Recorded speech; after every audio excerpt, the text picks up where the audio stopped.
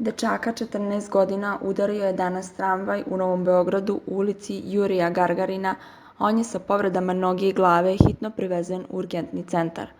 Kako su objasnili očevici, dečak je ne vodeći računa o saobraćaju prelazi ulicu, a tramvaj u trenutku nesreće nije mogao da zakoči. Jedna gospođa je videla da nosi kapuljaču, možda je imao i slušalice. Nije gledao, prelazio je ulicu i udario ga tramvaj. Nije mogao da zakoči, već je bilo kasno.